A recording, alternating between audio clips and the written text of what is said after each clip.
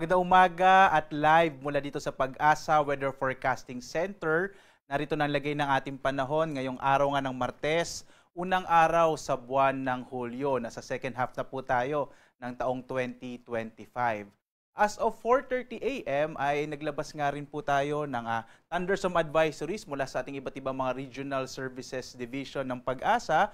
Meron po dito sa may Bataan at Zambales, gayon din dito sa may area ng Palawan. Nag-issue po tayo ng thunderstorm advisory. Ibig sabihin, posibleng makaranas pa rin ng mga thunderstorm o mga pagkilat-pagkulog sa may bahaging ito ng ating bansa na maaaring magtagal ng 1 hanggang 2 oras. Kapag pumunta po tayo dito sa panahon.gov.ph at kinilik po natin itong area na to, makikita natin yung mas detalyadong update dito sa ating mga thunderstorm advisory gaya ng kung anong oras po natin to in-issue as of 3:45 a.m. na maaaring magtagal hanggang 5:45 a.m.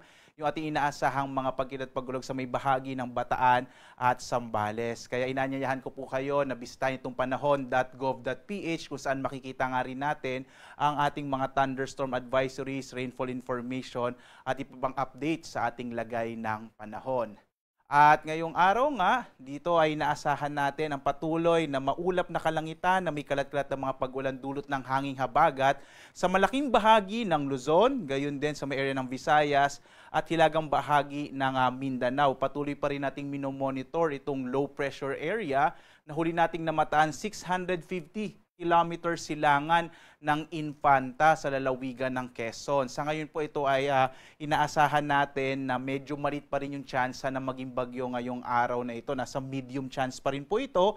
Ibig sabihin, in the next within 24 hours, medyo malit pa yung tsansa maging bagyo, pero sa mga susunod na araw ay tumataas yung posibilidad na maging isang tropical depression itong low pressure area na ating minomonitor. So magbibigay pa rin po tayo ng mga updates sa mga susunod na sandali. Samantala naman, in the next 4 days, inaasahan natin magpapatuloy ang maulap na kalangitan na malaking tsansa ng mga pag-ulan hanggang sa pagtatapos ng linggong ito sa malaking bahagi ng Luzon at Visayas dahil sa epekto ng hanging habagat or southwest monsoon. Inaasahan naman natin medyo mababawasan na yung mga pag-ulan sa Mindanao sa mga susunod na araw.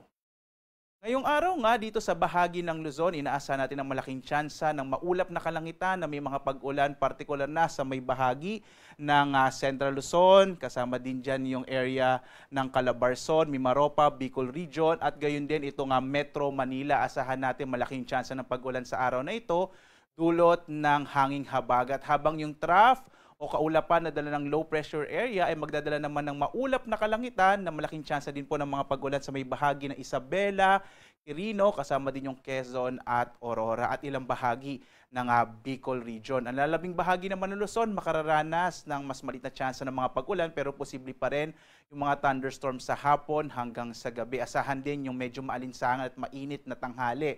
Agwat nga ng temperatura sa Lawag nasa 24 to 32 degrees Celsius, sa Tuguegarao 25 to 34 degrees Celsius, sa Baguio naman 17 to 23 degrees Celsius, sa Metro Manila 25 to 30 degrees Celsius, sa Tagaytay 23 to 30 degrees Celsius, habang sa Legazpi sa Bicol ay nasa 25 to 31 degrees Celsius.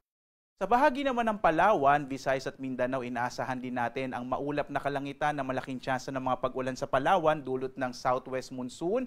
Ang Calayan Islands ay may temperaturang 25 to 32 degrees Celsius, sa Puerto Princesa 25 to 32 degrees Celsius. Ang malaking bahagi din ng Kabisayaan ay makararanas na malaking tsansa ng mga pag-ulan na dulot ng southwest monsoon o habagat. Agwat ang temperatura sa Iloilo hanggang 30 degrees Celsius, sa Cebu naman 26 to 31 degrees Celsius at gayon sa Tacloban nasa 26 to 31 degrees Celsius. Sa bahagi naman ng Mindanao, yung hilagang bahagi ng Mindanao, ito po yung area ng Zamboanga Peninsula, Northern Mindanao at Caraga ay makararanas din ng maulap na kalangitan na may malaking tsansa ng mga pag-ulan na dulot ng southwest monsoon o habagat, habang ang nalalabing bahagi ng Mindanao ay posibleng makaranas ng mas maliit na tsansa ng mga pag-ulan pero merong mga localized thunderstorms pa rin at epekto din ng southwest monsoon o habagat. Yung agwat ng temperatura sa Zamboanga 25 to 32 degrees Celsius, sa Cagayan de Oro 24 to 31 degrees Celsius, habang sa Davao 24 to 32 degrees Celsius.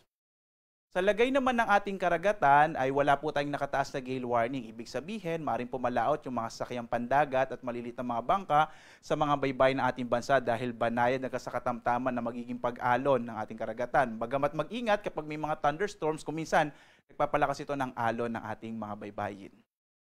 Samantala, dahil unang araw po sa buwan ng Hulyo, ito po yung ating inaasahan na usual na track o direksyon ng mga bagyo natin na nabubuo kapag buwan ng Hulyo. Maaari itong tumawid dito sa may bahagi ng Luzon o mag-recurve at pumunta dito sa may area, sa may northeastern part ng ating bansa. Kaya yung binabantay nating low pressure area, posibleng ito po yung maging track o direksyon ng bagyo. Maaari po itong tumawid sa Luzon or dahil medyo malapit na siya sa may area ng eastern section ng Luzon, posible naman itong mag-recurve. So magbibigay pa rin po tayo ng update sa mga susunod na araw. At ito nga po nga buwan ng Hulyo, 2 hanggang 3 bagyo ang inaasahan nating maaring mabuo o papasok ng Philippine Area of Responsibility. Alam po ninyo, kapag buwan ng Hulyo, ito po yung isa sa mga buwan na may pinakamaraming nabubuong bagyo sa loob po ng isang taon. Normally po, yung average natin na bagyo na nabubuo o pumapasok sa panahon or sa buwan ng Hulyo ay hanggang mga around 3 po. Yun po yung average natin, 3 bagyo.